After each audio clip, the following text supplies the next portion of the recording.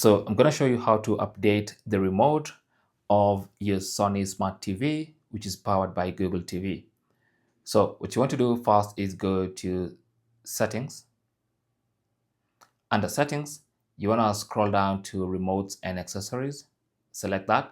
And then first of all, you need to pair your Sony remote to the TV via Bluetooth. Now it's normally paired or connected via infrared by default. So you need to connect it via Bluetooth. Now I have a whole video on that, so you can check it down below. But once it's connected, you can now click on remote control, and then you should see software update. And then you can click on that, and then it's going to check if there are any available updates for your remote. Now, if there's any update, you can go ahead and update.